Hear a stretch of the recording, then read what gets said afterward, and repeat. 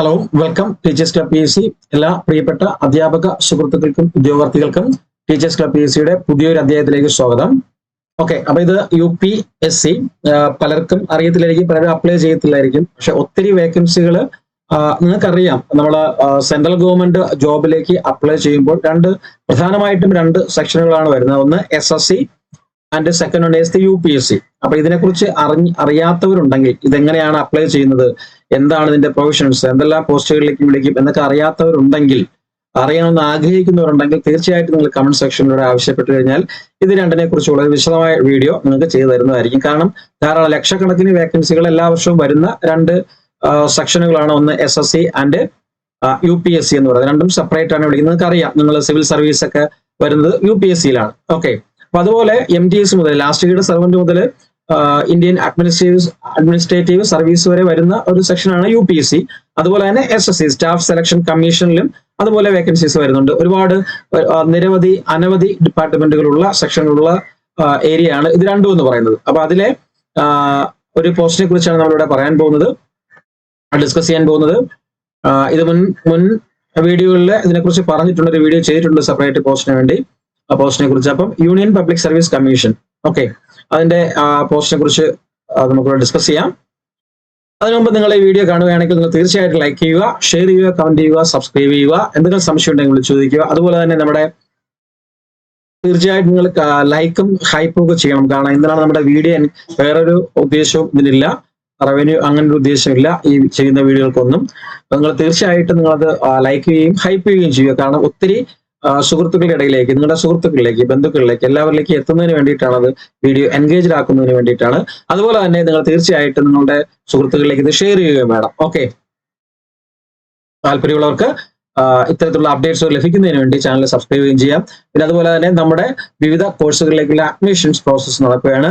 RRB railway teacher, AVS NVS EMRS teachers, CTET-ന്റെ admission, fisheries assistant, അതുപോലെ LPUP long term, ഇത്തരത്തിലുള്ള കോഴ്സുകളുടെ admissions നടക്കുന്നുണ്ട്. അപ്പൊ ഇതിലൊക്കെ ജോയിൻ ചെയ്യാൻ താല്പര്യമുള്ളവർക്ക് താഴെ അതിന്റെ ഡിസ്ക്രിപ്ഷൻ ബോക്സിൽ ലിങ്കുകളുണ്ട്. അല്ലെങ്കിൽ താഴെ കാണുന്ന നമ്പറിൽ നിങ്ങൾക്ക് വാട്സ്ആപ്പ് 7736750473 എന്ന് പറയുന്ന നമ്പറിലേക്ക് നിങ്ങൾക്ക് വാട്സ്ആപ്പ് മെസ്സേജിലൂടെ വിളിച്ചോ ചോദിക്കാവുന്നതാണ്. ഓക്കെ, അപ്പൊ ഇനി ഇതിൽ ഈ UPSC-യിലെ ഏത് പോസ്റ്റിലേക്കാണ് ഈ 1,00,000 എബോവ് വരുന്ന സാലറിയിൽ വിളിച്ചിരിക്കുന്നത് ചോദിച്ചു കഴിഞ്ഞാൽ, യൂണിയൻ പബ്ലിക് സർവീസ് കമ്മീഷൻ എന്ന് പറയുന്ന ഒഫീഷ്യൽ വെബ്സൈറ്റിൽ കയറാം. upsc.gov.in എന്ന് പറയുന്ന ആ വെബ്സൈറ്റ് പോയി ജസ്റ്റ് നിങ്ങൾ UPSC എന്ന് അടിച്ചിട്ട് UPSC എന്ന് ക്ലിക്ക് ചെയ്ത് താഴെ വരുമ്പോഴത്തേക്ക്, അല്ലെങ്കിൽ ഗൂഗിളിൽ കയറി നോക്കുമ്പോൾ ഇതാണ് യൂണിയൻ പബ്ലിക് സർവീസ് കമ്മീഷൻ എന്ന് പറയുന്ന വെബ്സൈറ്റിൽ നിന്ന് കിട്ടും. അതിൽ നിങ്ങൾ റിക്രൂട്ട്മെന്റ് സെക്ഷനിലേക്ക് പോയി കഴിഞ്ഞാൽ അഡ്വർടൈസ്മെന്റ് ഉണ്ട്. ആ അഡ്വർടൈസ്മെന്റ് ക്ലിക്ക് ചെയ്യുക. അതിൽ താഴെ അഡ്വൈസ് നമ്പർ 52/2025 സ്പെഷ്യൽ എന്ന് പറയുന്ന ആ നോട്ടിഫിക്കേഷൻ ക്ലിക്ക് ചെയ്യുക. അത് ക്ലിക്ക് ചെയ്യുമ്പോഴത്തേക്ക് നമ്മൾ ഈ തമ്പനയിൽ പറഞ്ഞിരിക്കുന്ന നോട്ടിഫിക്കേഷൻ നിങ്ങൾക്ക് ലഭിക്കുന്നതാണ്. Okay, recruitment special advertisement number 52/2025 union public service commission invites online recruitment special advertisement applications for recruitment by selection to the following post. Vacancy 156 vacancy for the post of enforcement officer, accounts officer in employees provident fund organization EPFO, Ministry of Labour and Employment. അതിൽ unreserved 78 post, EWS 1, OBC 42, SC 23 and ST 12, PWBD 9. ഇത്രയും vacancies ആണ് നിങ്ങൾക്ക് വിളിച്ചിരിക്കുന്നത്. അപ്പം അതിന്റെ എല്ലാ ഡീറ്റെയിൽസും ഞാൻ ഈ കാണിച്ചതുപോലെ നോട്ടിഫിക്കേഷൻ കിടക്കുന്നുണ്ട്. നമ്മുടെ പേ ലെവൽ എന്ന് പറയുന്ന 8th പേ മാട്രിക്സ് ആണ്. ഏജ് അൺറിസർവ്ഡ് EWS കാൻഡിഡേറ്റ്സ് 30 വയസ്സ്, OBCക്ക് 33, SC STക്ക് 35, PWക്ക് 40 ആണ് ഏജ് എന്ന് പറയുന്നത്. എഡ്യൂക്കേഷണൽ ക്വാളിഫിക്കേഷൻ എന്ന് വെച്ചാൽ bachelors degree in any subject from the recognised university or institute. ഏതെങ്കിലും ഒരു വിഷയത്തിലുള്ള ഡിഗ്രിയാണ് ഇതിന്റെ അടിസ്ഥാന ക്വാളിഫിക്കേഷൻസ് എന്ന് പറയുന്നത്. പിന്നെ നിങ്ങൾക്ക് ഇതിനെക്കുറിച്ച് അടുത്ത പറഞ്ഞു തരേണ്ടത്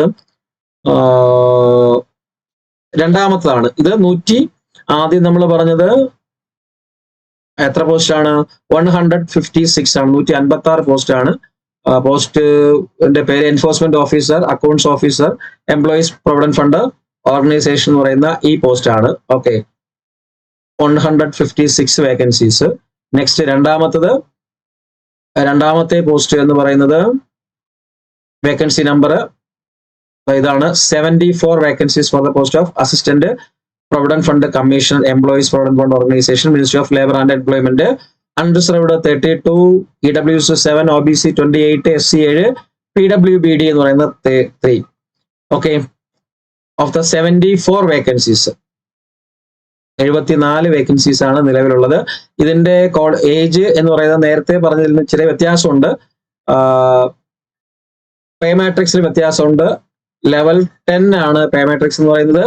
age unreserved EWS 35, OBCs 38 years and SC 40, ST 35 years and PWD 45 years. ഇങ്ങനെയാണ് ഇതിന്റെ age classification. Education qualification same ആണ്, നേരത്തെ പറഞ്ഞത് ഇതും സെയിം.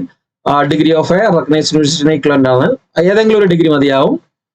ഓക്കെ, പിന്നെ നിങ്ങൾക്ക് company law, labour laws, public അഡ്മിനിസ്ട്രേഷനിലൊക്കെ ഡിസൈറബിൾ ആയിട്ട് ഡിപ്ലോമ ഉണ്ടെങ്കിൽ അത് ഡിസൈറബിൾ ആയിട്ടുള്ള ക്വാളിഫിക്കേഷൻ ആയിട്ട് പരിഗണിക്കുന്നതാണ്. Okay, post in permanent group A non ministerial. അതിന്റെ ഹെഡ് ക്വാർട്ടേഴ്സ് ന്യൂഡൽഹിയിലാണ്.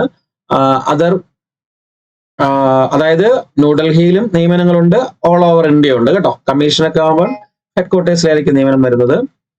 പിന്നെ ഇതിന്റെ ആപ്ലിക്കേഷൻ അയക്കാനുള്ള ലാസ്റ്റ് ഡേറ്റ് എന്ന് പറയുന്നത് 18/8/2025 ആണ്.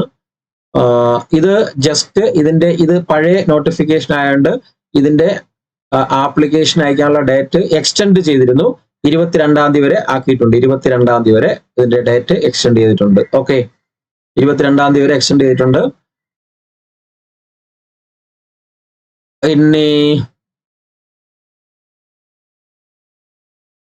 ബാക്കി പിന്നെ ഇതിന്റെ സ്കീം ഓഫ് എക്സാം സിലബസ് നോക്കുകയാണെങ്കിൽ സ്കീം എന്ന് പറഞ്ഞാൽ test will be 2 hours duration.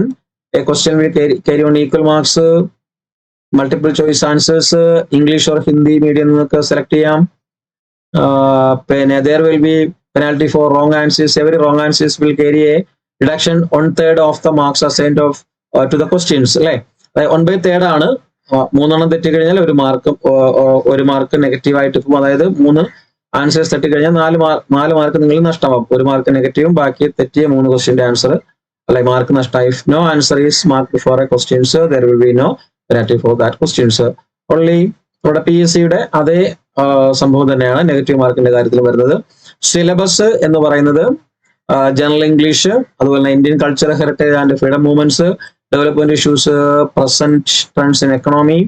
അതായത് അപ്പൊ ഇന്ത്യൻ ഹിസ്റ്ററി വരും, ഇന്ത്യൻ കൾച്ചർ, ഇന്ത്യൻ ഹെറിറ്റേജ്, അതുപോലെ തന്നെ ജനറൽ ഇംഗ്ലീഷ്, അതുപോലെ തന്നെ governance and constitution of India, Indian polity, general science and computer applications, പിന്നെ elementary maths, stats and general mental ability, maths and mental ability ഉണ്ട്.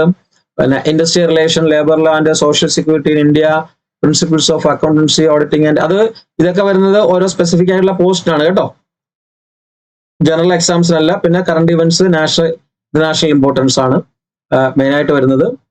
അപ്പൊ main ആയിട്ട് നമുക്ക് കോമൺ ആയിട്ടുള്ള എക്സാമിന് കറണ്ട് അഫയേഴ്സ്, അതുപോലെ തന്നെ mathematics, mental ability, general science, computer application, Indian polity, constitution, പിന്നെ economics, Indian economics, Indian culture, heritage, freedom movements, general English, ഇത്രയുള്ള. ബാക്കിയൊക്കെ സ്പെസിഫൈഡ് ആയിട്ടുള്ള പോസ്റ്റാണ് അക്കൗണ്ടൻസി, ഓഡിറ്റിംഗ്, ഇൻഷുറൻസും ഒക്കെ വരുന്നത്.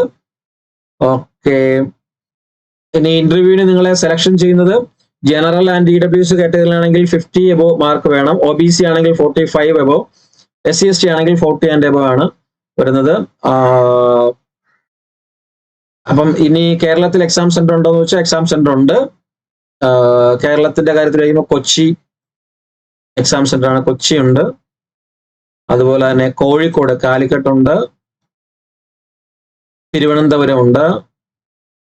ഓക്കെ, അപ്പം കൊച്ചി, കോഴിക്കോട്, തിരുവനന്തപുരം ഇവിടെയൊക്കെ എക്സാം സെന്റേഴ്സ് ഉണ്ട്. അപ്പം എക്സാം സെന്റേഴ്സ് ഇല്ലെന്ന് വിചാരിക്കരുത്. മുന്നേ അതിന്റെ വിശദീകരിച്ച് പറഞ്ഞിട്ടുള്ളതുകൊണ്ടാണ് ഇപ്പൊ ഒന്നും കൂടി ജസ്റ്റ് ഒന്ന് ഓടിച്ചു പറയുന്നത്. ഓക്കെ, അപ്പൊ നിങ്ങൾ നോട്ടിഫിക്കേഷൻ ഡൗൺലോഡ് ചെയ്യുക, ഈ സൈറ്റിൽ കയറുക. സൈറ്റിൽ കയറിയതിനു ശേഷം ഇത് വായിച്ചു നോക്കിയ ശേഷം ആപ്ലിക്കേഷൻ ഫീസ് ഇല്ല. ആപ്ലിക്കേഷൻ ഫീസിന്റെ കാര്യത്തിലാണെങ്കിൽ candidates except female SC/ST person will benchmark disability candidates who are exempted from the payment of fee. അതായത് SC/ST അതുപോലെ തന്നെ ഫീമെയിൽ കാൻഡിഡേറ്റ്സിനൊന്നും ഫീസ് ഇല്ല. അല്ലാതെയുള്ള കാൻഡിഡേറ്റ്സിന് ഓൺലി 25 rupees മാത്രമേ ഇതിന്റെ ഫീ ഉള്ളൂ കേട്ടോ. ഫീമെയിൽസിനും SC/ST കാൻഡിഡേറ്റ്സിനും PWD കാൻഡിഡേറ്റ്സിനും ഫീ ഇല്ല. ബാക്കിയുള്ളവർക്ക് ഫീ അടയ്ക്കേണ്ടവർക്ക് ഓൺലി 25 rupees ആണ് ഇതിന്റെ ഫീ എന്ന് പറയുന്നത്. ഓക്കെ, പിന്നെ അപ്പൊ ഇത്രയാണ് പ്രധാനമായിട്ടും പറയേണ്ട കാര്യങ്ങൾ ഇതാണ്. ബാക്കി നിങ്ങൾ സൈറ്റിൽ കയറുക, ഈ നമ്മുടെ യൂണിയൻ പബ്ലിക് സർവീസ് കമ്മീഷന്റെ സൈറ്റിൽ കയറുക, അവിടെ നിങ്ങൾ രജിസ്റ്റർ ചെയ്യുക, അതിന്റെ ആപ്ലിക്കേഷൻ ഫോംസും കാര്യങ്ങളെല്ലാം ഉണ്ട്, അവിടെ നിങ്ങൾ അപ്ലൈ ചെയ്യുക എന്നുള്ളതാണ്. മുന്നേ ഇതൊരു ഡീറ്റെയിൽസ് ആയിട്ട് ഇതിൽ ഇത് അപ്ലൈ ഓൺലൈൻ എന്ന് പറഞ്ഞ് ഇവിടെ ഉണ്ട്. ഇതിൽ അപ്ലൈ ഓൺലൈൻ ക്ലിക്ക് ചെയ്ത് കഴിഞ്ഞാൽ നിങ്ങൾ ഓൺലൈൻ സെക്ഷനിലേക്ക് പോകും. അവിടെ നിങ്ങൾക്ക് എന്ത് ചെയ്യാം, ഇത് ഏത് പോസ്റ്റിലേക്കാണോ നോക്കിയിട്ട് നിങ്ങൾക്ക് അത് അപ്ലൈ ചെയ്യാൻ പറ്റും. സിമ്പിൾ ആയിട്ട് ആ പ്രോസസ്സ് ഞാൻ പറഞ്ഞു തന്നെയാണ്. അപ്ലൈ ഓൺലൈൻ കൊടുക്കുമ്പോൾ എന്താണ് കിട്ടുന്നത് എന്നുള്ള കാര്യമൊക്കെ വളരെ ഡീറ്റെയിൽ ആയിട്ട് പറഞ്ഞു തന്നിട്ടുള്ളതാണ്. ഓക്കെ, അപ്പൊ ഇതൊന്നും കൂടി ഒന്ന് നിങ്ങളെ ഇൻഫോം ചെയ്യിപ്പിച്ചതാണ്. ഇതുവരെ അപ്ലൈ ചെയ്തിട്ടില്ലാത്തവർ ഉടൻ തന്നെ അപ്ലൈ ചെയ്യുക. ഓക്കെ.